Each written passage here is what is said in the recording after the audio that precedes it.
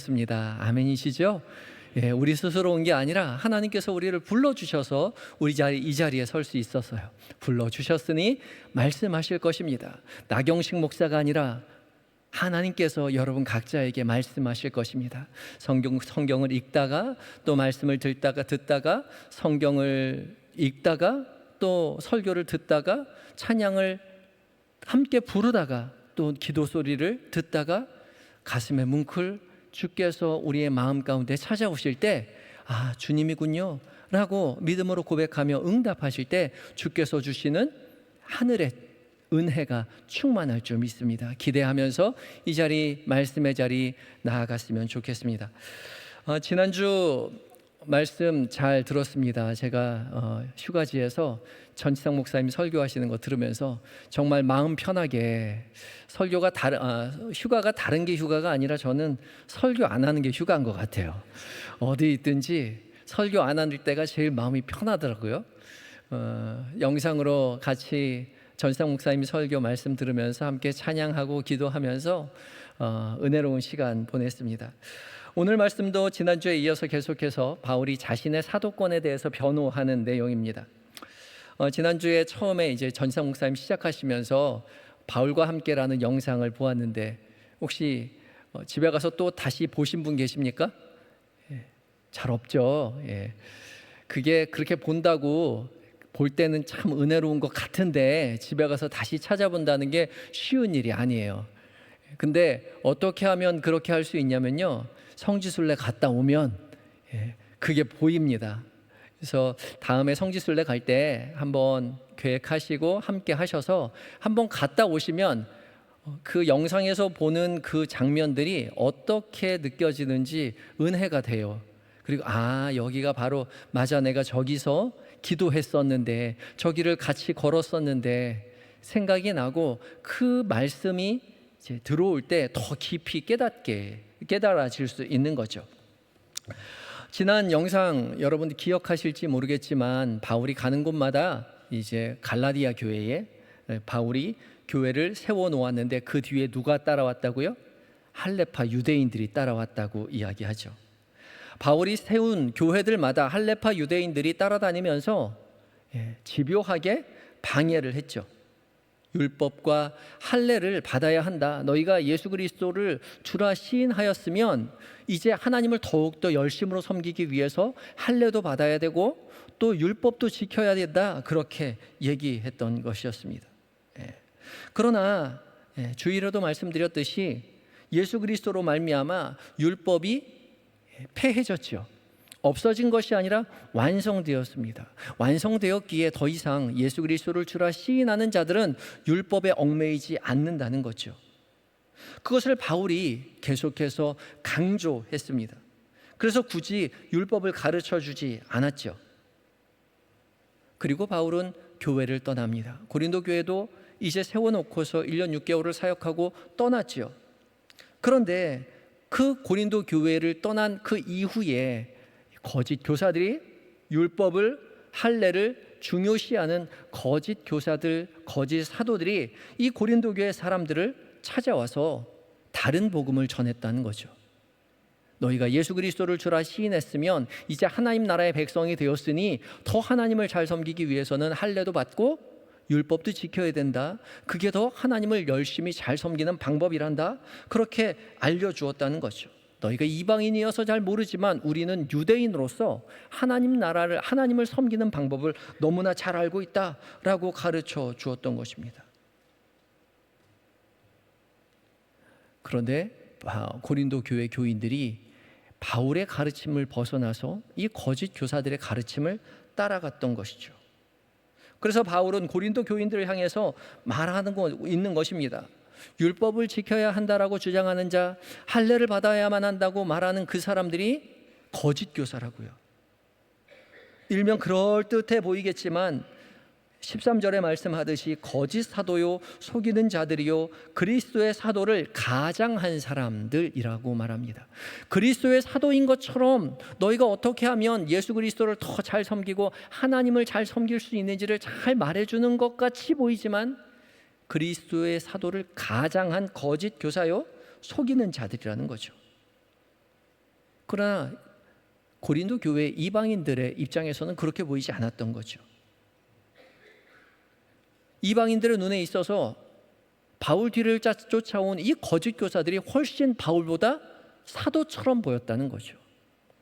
왜요? 율법에 대해서 해박한 지식을 가지고 있었고 하나님에 대해서 더욱더 잘 알고 있었던 거죠.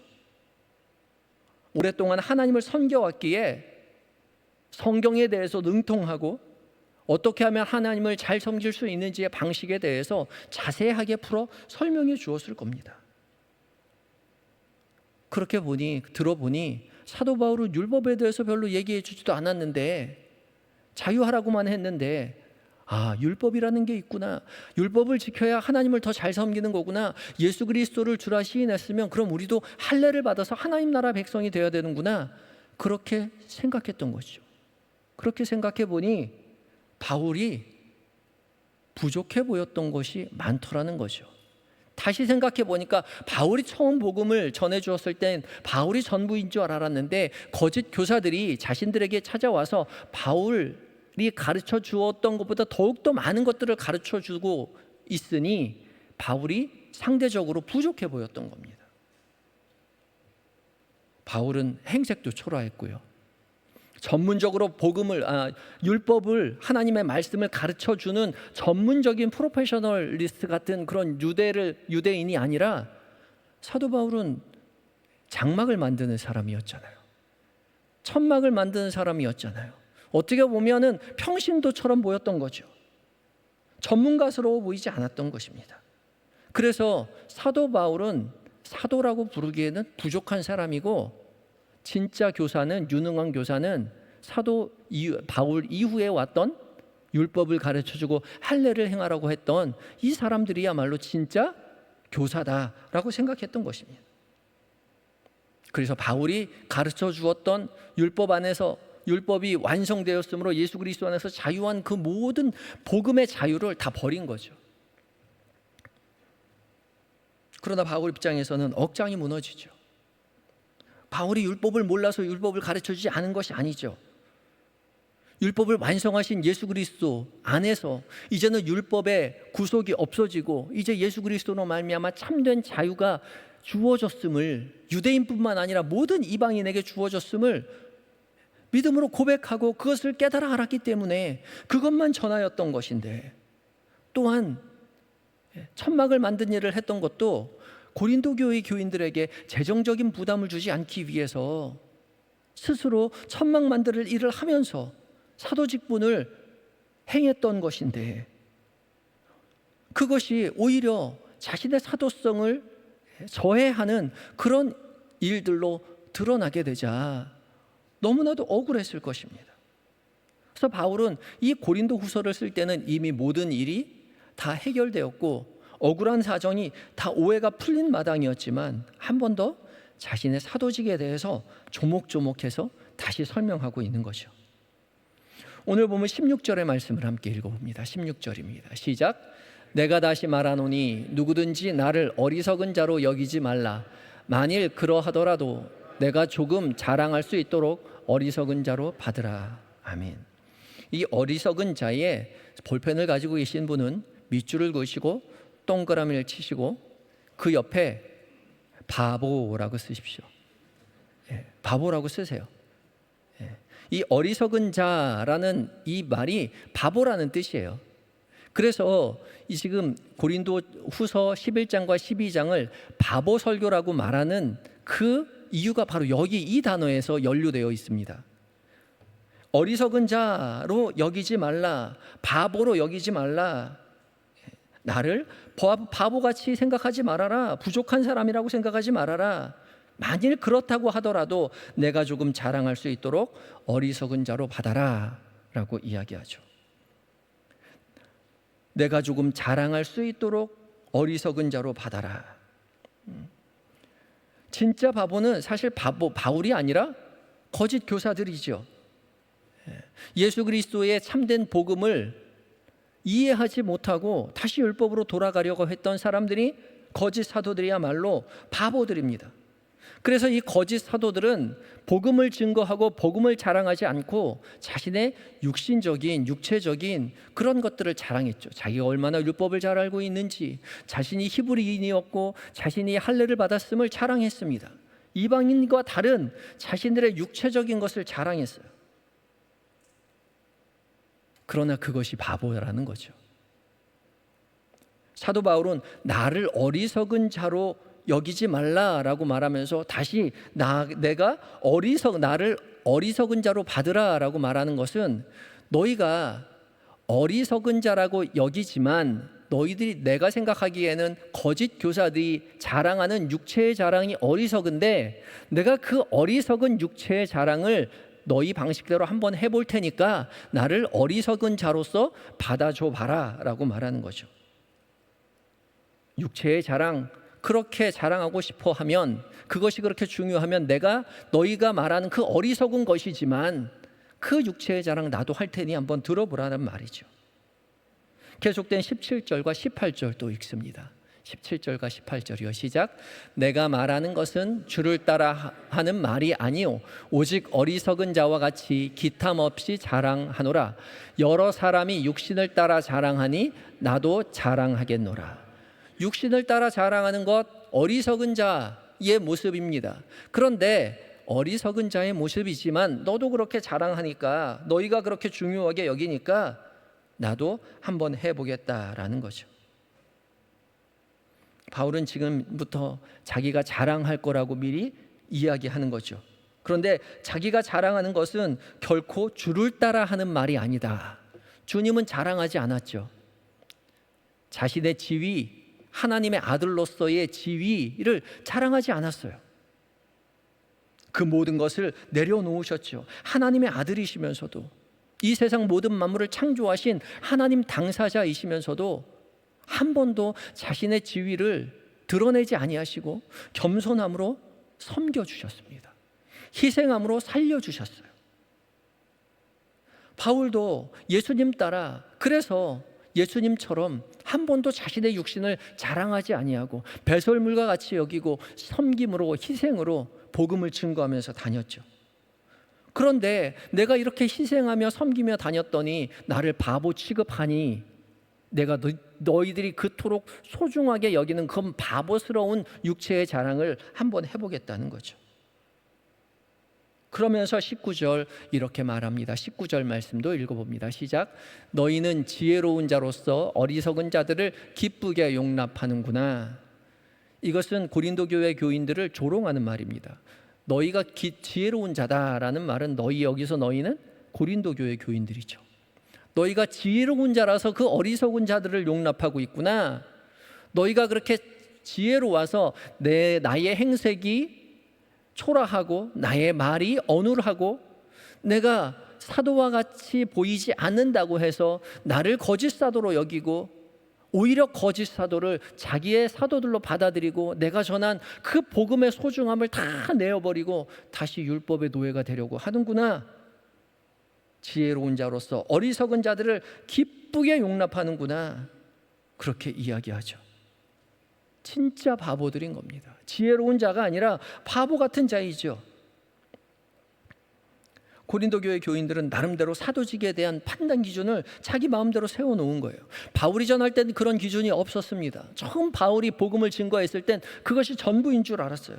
그런데 시간이 지나고 머리가 좀 깨인 것 같고 뭔가 좀 알 것 같으니 이제 다른 복음을 전하는 그런 거짓 교사들, 거짓 사도들, 할례가 필요하고 율법이 필요하다고 이야기하는 그 사람들이 더욱더 사도처럼 보이고 귀에 솔깃해서 그 사람들을 찾아다닌다는 거죠. 기쁘게 용납하고 복음을 위해 섬기고 희생한 바울을 오히려 거짓 사도로 몰아가고 말았다는 거죠. 20절 계속해서 읽어봅니다. 20절입니다. 시작. 누가 너희를 종으로 삼거나 잡아먹거나 빼앗거나 스스로 높이거나 뺨을 칠지라도 너희가 용납하는도다. 이렇게 지혜롭다고 말하는 이 어리석은 바보들, 고린도 교회 교인들이 이 거짓 사도들을 용납했는데 그 거짓 사도들이 어떠한 행태를 벌이고 있느냐? 종으로 삼거나 잡아먹거나 빼앗거나 스스로 높이거나 뺨을 칠지라도 너희가 좋다고 받는다는 거죠.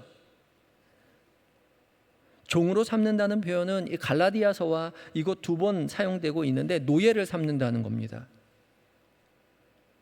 이 거짓 교사들이 이 사람들, 그리고 고린도 교회 교인들을 종으로 삼으려고 했다는 거죠.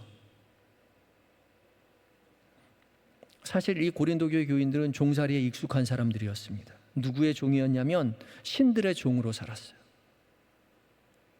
고린도 지역에 가보면 고린도 지역에 얼마나 많은 신전들이 있는지 모릅니다. 정말 다양한 신전들이 굉장히 많이 있고 우상들이 굉장히 많이 서 있습니다. 왜냐하면 그 많은 신들이 혹시나 고린도에 살고 있는 사람들을 노여워해서 화를 당할까 봐, 해코지할까 봐 신전을 아름답게 꾸며놓고 거기에 신상들 앞에 가서 절을 하고 제물을 갖다 바쳤죠. 얼마나 많은 신전들이 많이 있었는지 모릅니다. 신들의 종들로 살았어요. 그런데 이 신들의 종들로 살고 있었던 이 고린도 지역에 바울이 가서 예수 그리스도의 참된 복음을 증거함으로써 종에게서 자유를 해방시켜 주셨어요. 더 이상 우상의 종이 아니라 예수 그리스도의 참된 자유를 만끽하는 자들로 허락해 주셨다는 거죠. 참된 자유를 얻게 되었어요. 예수 그리스도 안에서 참된 자유를 고린도 교회 교인들이 얻었어요. 그런데 그 자유를 유지하지 못하고 다시 종의 모습으로 전락하고 말았다는 거죠. 예전에는 헛된 신을 섬겼다면 이제는 거짓 교사들을 섬기고 말았습니다. 잡아가거나 빼앗거나 뺨을 칠지라도 스스로 용납했다라고 이야기하죠. 거짓 사도들의 종이 되어서 여기서 잡아먹거나 빼앗거나 했다고 하는데 이 잡아먹는다는 단어가 누가복음 20장 47절에도 나옵니다. 20장 47절입니다. 시작. 그들은 과부의 가산을 삼키며 외식으로 길게 기도하니 그들이 더 엄중한 심판을 받으리라 하시니라. 아멘. 이 말씀은 바리새인과 서기관들이 거룩한 모양은 가지고 있지만 외식하는 그 모습으로 과부의 가산을 빼앗고 있다, 삼키고 있다라고 예수님께서 지적하시는 말씀이죠. 예수님 시대에 바리새인과 서기관들이 자기 홀로만 하나님에 대해서 잘 아는 것처럼 율법을 잘 지키는 것처럼 점잖게 거리에 길게 옷을 늘어뜨리고 걸어 다니면서 자신에게 찾아오는 과부들의 재산을 빼앗고 있었다는 것입니다. 가산을 착취하고 있었다는 거죠. 이런 사람들처럼 거짓 교사들이 고린도 교회 교인들의 가산을 빼앗고 있었다는 거죠. 스스로 높여 뺨을 칠지라도 너희가 용납하는구나. 폭력적으로 이 고린도 교회 교인들을 휘어잡는데도 불구하고 오히려 좋다고 하는 거죠. 참 아이러니하죠.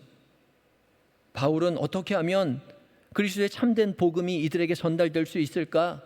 이들에게 어떻게 하면 복음이 이 사람들의 삶을 변화시킬 수 있을까?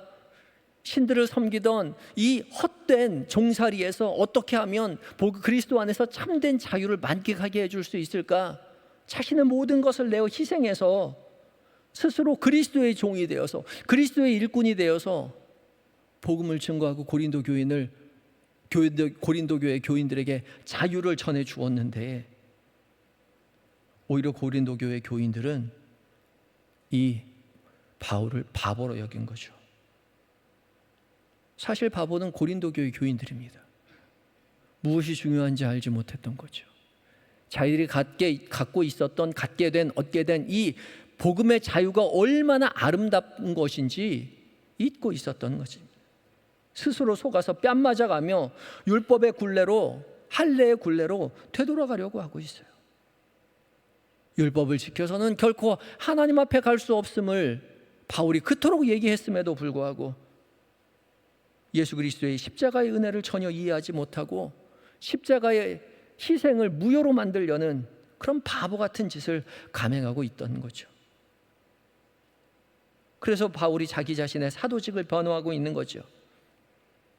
자신의 정당성을 주장하기 위함이 아니라 예수 그리스도의 참된 복음의 정당성을 주장하기 위해서 말하고 있는 것입니다. 더 이상 고린도 교회 교인들이 죄의 노예, 율법을 위장한 거짓 사도들의 종의 노예가 되는 그런 우를 범하지 않고 오직 예수 그리스도 안에서 참된 자유를 얻게 되었음을 다시금 깨닫게 하기 위해서 자신의 사도권을 계속해서 주장하고 있는 것이죠. 바울은 자신이 얼마나 육체적으로도 이 거짓 사도들과 견주어 부족하지 않는 사람인지에 대해서 말하죠. 22절입니다. 함께 읽습니다. 시작. 그들이 히브리인이냐? 나도 그러하며 그들이 이스라엘인이냐? 나도 그러하며 그들이 아브라함의 후손이냐? 나도 그러하며. 나도 그러하다고 3번이나 이야기하죠. 히브리인, 이스라엘인, 아브라함의 자손, 너희가 그것들 때문에 복음의 자유를 다 버리고 율법으로 되돌아가려고 했느냐? 그 거짓 사도들을 너희가 그것들 때문에 신뢰했느냐? 나도 히브리인이고 이스라엘 사람이고 아브라함의 자손이란다 말하는 거죠. 그러나 그것이 더 이상 중요하지 않다는 것입니다. 예수 그리스도를 만난 이후로 그 육체의 모든 자랑을 배설물과 같이 여겼다는 거죠. 소용없다는 거예요. 이스라엘 백성이나 한국 백성이나 똑같아요. 예수 그리스도로 말미암아 자유를 얻게 되었습니다. 또한 23절 말씀입니다. 23절 읽습니다. 시작. 그들이 그리스도의 일꾼이나 정신없는 말을 하거니와 나는 더욱 그러하도다. 내가 수고를 넘치도록 하고 옥에 갇히기도 더 많이 하고 매도 수없이 맞고 여러 번 죽을 뻔하였으니. 아멘. 여기 정신없는 말, 거기에 밑줄 긋고 동그라미 치고 그 옆에 바보라고 써주십시오. 이 정신없는 말도 바보하고 똑같은 의미를 가지고 있습니다. 결을 같이 하고 있어요. 이 정신없는 말을 하거니와의 이 정신없다는 말은 미친, 얼빠진 그런 뜻인데, 이 미치고 얼빠졌다는 것이 자기가 아니라 거짓 사도고 고린도 교회 교인이라는 거죠. 그들이 그리스도의 일꾼이라고 말하고 있는 말 자체가 사실은 얼빠진 말이라는 겁니다. 왜요? 그리스도의 일꾼이 아니거든요. 그리스도의 참된 일꾼이라면 복음의 자유를 이야기해야 하는데 그들은 도무지 그리스도 안에서의 참된 복음의 자유를 말하지 않죠. 그러나 진짜 그리스도인의 일꾼은 누구입니까? 그리스도의 일꾼은 바울이죠.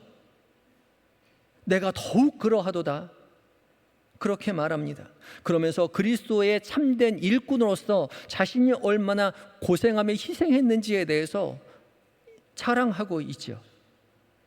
23절부터 27절까지 긴 절인데 대충 설명할 수 없어서 길지만 천천히 함께 읽어보겠습니다. 시작. 그들이 그리스도의 일꾼이냐? 정신없는 말을 하거니와 나는 더욱 그러하도다. 내가 수고를 넘치도록 하고 옥에 갇히기도 더 많이 하고 매도 수없이 맞고 여러 번 죽을 뻔하였으니 유대인들에게 40에서 하나 감한매를 5번 맞았으며 3번 태장으로 맞고 1번 돌로 맞고 3번 파선하고 일주야를 깊은 바다에서 지냈으며 여러 번 여행하면서 강의 위험과 강도의 위험과 동족의 위험과 이방인의 위험과 시내의 위험과 광야의 위험과 바다의 위험과 거짓 형제 중에 위험을 당하고 또 수고하며 애쓰고 여러 번 자지 못하고 줄이며 목마르고 여러 번 굶고 춥고 헐벗었노라. 고작 23, 24, 25, 26, 27 5절이지만 바울은 그리스도의 일꾼으로서 겪었던 그 고난이 상상조차 할 수 없는 그 힘든 고난이 자신의 일꾼됨의 징표라고 말하죠. 사실 우리가 사도행전을 읽어보면 이 내용이 다 나오지 않습니다. 사도 바울이 이렇게 맞고 이렇게 죽음의 위험, 강의 위험을 당한 이야기들이 사도행전에 다 나오지 않아요. 그런데 바울이 그렇게 자신의 삶을 기억하고 있는 것이죠. 우리는 잠시 읽었지만 그렇게 수십 년을 산 이 바울의 삶이 얼마나 고생스러웠겠습니까? 이 정도 고생이면 사실 살아있는 것조차가 기적이죠. 이 정도면 죽었어도 벌써 죽었고 그만뒀어도 벌써 그만뒀겠죠. 우리 같았으면요, 저 같았으면요, 하나님 너무 힘들어서 못 해먹겠습니다. 그러지 않았겠습니까? 제가 무슨 죄를 지어서 이 고생을 해야 됩니까? 사실 이번에 성지순례를 가면서 우리 팀원들과 함께 계속해서 되뇌었던 것이, 아니 우리는 이렇게 벤츠버스 타고 다녀도 이렇게 힘든데 사도 바울은 이 힘든 길을 어떻게 걸어 다녔을까? 어떻게 배를 타고 이 어려운 이 힘든 길을 가고 그렇게 돌아다녔을까? 아무도 알아주지 않고 환영해 주지도 않는 그 길을, 오히려 죽음의 위협이 도사리고 있는 그 길을 왜 굳이 찾아다녔을까? 바울이 너무나도 위대해 보였죠. 그런데요, 바울이 이 모든 고난을 견디고 이기며 믿음의 길을 걸어갔는데 바울이 힘들어했던 것은 정작 다른 데 있었다라고 말하죠.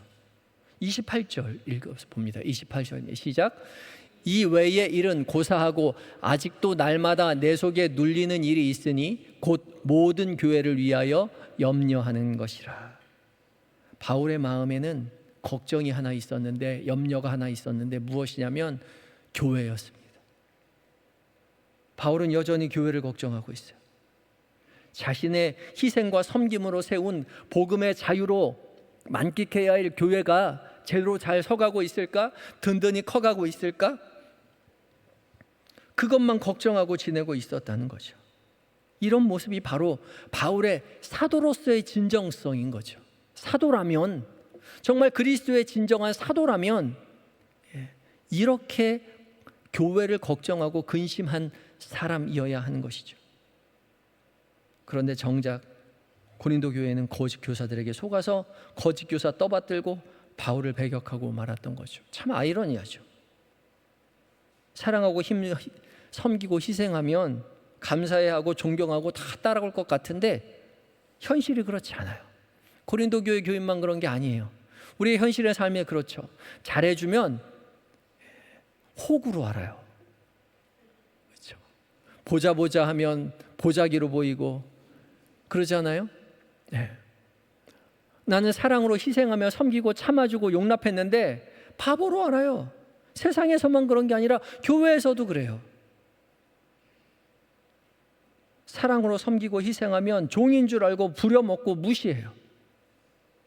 반대로 강압적으로 지시하고 나무려 하면요, 오히려 무서워하면서 따라다닙니다. 잘 들어요, 말을. 더 나아가서 고린도 교회의 교인들은 거짓 이 교사들에게 잡아먹혀도 좋고 뺨을 맞아도 행복하다고 하죠. 자유를 얻었지만 그 자유를 만끽하지 못했어요. 자유를 참되게 누리는 방식은요, 사랑으로 섬기는 것입니다. 바울이 그러했듯이, 예수님께서 그러셨듯이 남들을 강압적으로 끌고 가는 것이 아니라 사랑으로 섬기고 희생하는 거예요. 그것이 참된 자유인 것이죠. 그래서 바울이 그것을 경험해서 자신도 예수 그리스도께 배운 그대로 사랑으로 섬기고 희생했어요. 자신들에게 대하는, 자신들을 핍박하고 자신들을 어렵게 하는 사람들에게 더 그 사람들에게 혈기를 부리는 것이 아니라 그런 사람과 상관없이 그리스도께서 하신 것처럼 사랑으로 종노릇하며 믿음의 길을 묵묵히 걸어갔습니다. 그러나 교회가 무너지는 것은 보고 있을 수 없었죠. 그래서 자신은 육체의 자랑을 조금이라도 하고 있는 것이죠. 고린도 교회 교인들은 그 자유를 다 잃어버리고 예전에는 신들의 종이었는데 이제 거짓 교사들의 종이 되었습니다. 안타까운 일이지만 지금도 그런 일들이 비일비재하지요. 카리스마 있는 사람들 잘 따라가요. 사이비 교주들이 얼마나 카리스마 있는지 모릅니다. 그 사람들 얼마나 사이비 그 신앙을 가지고 있는 사람들이 얼마나 열심히 자신들의 종교를 섬기는지 몰라요. 자신들의 교주를 섬기는지 몰라요. 정말 열정적이에요. 그들의 열심이 우리의 열심을 훨씬 뛰어넘죠. 뺨을 맞는 거요? 고마워할 거예요. 교주가 나에게 뺨을 다 때려주다니 얼마나 감사할 일입니까? 그렇게 얘기하겠죠. 제가 알고 있는 한 권사님이 예전에 박태선 거기를 쫓아다녔었는데 거기서 생수를 사가지고 오셨어요. 예전에 이거 박태선이 발 닦은 물이라던데요. 제가 그랬더니 아니 발 닦으면 더 좋지 그렇게 얘기하시더라고요. 그게 이단 사이비에 넘어간 사람들의 모습인 거죠. 그릇된 신앙 앞에는요, 친구도 없고요, 가족도 없고요, 오직 교주밖에 없는 거죠. 교주의 종, 교주의 노예가 되어서 뺨을 맞아도 감사해하고 발 닦은 물도 기쁘게 마실 수 있어요. 우리가 매스컴을 통해서도 많이 보죠. 아니요, 참된 복음은 그렇지 않습니다. 참된 복음은 강하게 군림하는 사람이 아니라 사랑으로 희생하고 용서하고 섬기는 사람인 거죠. 강력한 카리스마로 휘어잡지 않아요. 사랑으로 섬기면서도 기뻐할 수 있어요. 이것이 참된 사도의 모습인 거죠. 그래서 바울은 20절에 30절에 이렇게 고백합니다. 함께 읽습니다. 시작. 내가 부득불 자랑할진대 내가 약한 것을 자랑하리라. 진짜 자랑이죠. 내가 이스라엘 사람인지 히브리인인지 내가 아브라함의 자손인지 할례 받은 백성인지 그런 거 자랑하는 것이 아니라 내가 얼마나 카리스마 있는 사람인지 율법에 대해서 잘하는지를 자랑하는 것이 아니라 나의 약함을 자랑합니다. 거짓된 사도들은 절대 자랑하지 않는, 결코 자랑할 수 없는 약함을 자랑해요. 그런데 약함을 자랑하는 이유가 있습니다. 왜요? 내가 약함을 자랑할 때 바로 그곳에 예수 그리스도의 강함이 드러나기 때문에 그렇습니다. 나는 연약하지만 내 안에 있는 그리스도께 계시기에 그리스도로 말미암아 넉넉히 이 고난을, 이 아픔을, 이 수모를 견디고 이긴다고 말하죠. 바울은 힘이 없어서 약한 것이 아니라 사랑으로 섬기기 때문에 스스로 약해진 종이 되었습니다. 그래서 약한 것을 자랑합니다. 그래서 우리도 약한 것을 자랑해야 돼요. 섬기면 섬길수록 예수 그리스도의 기쁨이 우리 가운데 샘솟는 그 은혜를 만끽해야 돼요. 내가 너한테 해준 게 얼만데 그렇게 말해서는 안 됩니다. 왜 나를 무시해? 그렇게 말해서는 안 돼요. 그리스도께서 우리를 위해서 희생하셨듯이 우리도 서로를 위해서 희생하며 우리의 연약함을 자랑하며 살아가야 하는 것이죠. 우리가 약할 때에 그때 그리스도께서 나타나시는 거죠. 연약한 네가 어떻게 하면 그 어려움을 이겨낼 수 있어? 아무것도 가진 것이 없는 네가 어떻게 그 자리에 설 수 있니? 내가 사실은 우리 집안이 좀 똑똑해. 아니 우리 아버지가 좀 물려둔 재산이 있어. 그렇게 자랑하는 것이 아니라 아무것도 없어도 그리스도께서 나와 함께 하시기에 내가 그곳에 설 수 있으니 이것은 그리스도의 은혜라고, 하나님께서 나와 함께 하심이라고 믿음으로 고백하는 거예요. 나의 약함을 자랑하는 것이 곧 그리스도의 강함을 자랑하는 것이라는 것을 기억해야 합니다. 그래서 우리는 고생으로 섬기고 희생하면서도 약함을 자랑할 수 있고 약함을 자랑하면서 예수 그리스도의 은혜를 더 기쁘게 경험할 수 있는 것이죠. 그래서 우리는 믿음으로 고백합니다. 우리 옆 사람을 향해서 이렇게 고백하겠습니다. 주님이 하셨습니다. 우리가 예수 그리스도의 참된 복음을 깊이 깨닫고 자유 안에서 서로를 향해서 기쁘게 희생할 때 우리가 하는 모든 희생이 주님이 하셨다라고 믿음으로 고백하게 된다는 거죠. 우리 아무것도 안 하고 게으르게 앉아있는, 난 약하니까 가만히 앉아있으면 주님이 하시겠지, 그것이 아니라 나는 약함에도 불구하고 하나님께서 나를 사도로 세우셨으니, 제자로 세우셨으니 주께서 부르신 곳에 기쁨으로 섬기면서 섬김의 그 자리에 나타나는 모든 일들이 내가 노력해서 한 것이 아니라 주님이 하셨다라고 고백하는 거죠. 우리 이제 곧 교회학교 수련회가 지금 계속 진행되고 있고, 또 기도하셨듯이 또 우리 농촌봉사가죠. 아울리치 영어예요, 그렇죠? 농촌봉사라는 뜻인데 우리 촛불봉사대부터 시작됐다고 해요. 제가 얘기 듣기로는 자비량으로 시작했대요. 자기가 갈 차비, 먹을 거, 비용 다 돼가면서 그 농촌교회 가서 도와준 거예요. 3박 4일씩. 아니 거길 왜 가? 뭐하러 가? 왜 그 고생을 해? 가보면 알아요. 가서 섬겨보면 그 기쁨이 얼마나 기쁜지, 얼마나 큰지 알아요. 그 은혜를 경험하면서 믿음으로 고백하죠. 누가 했다고요?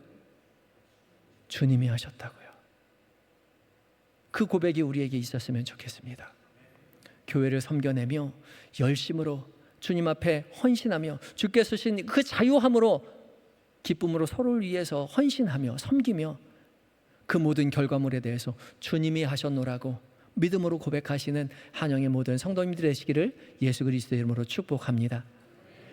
다 같이 기도하실 때에 오늘 말씀 가운데 여러분 각자에게 들려주신 하나님의 음성에 다짐하는 다짐의 기도를 함께 드리겠습니다. 다 같이 기도하시겠습니다.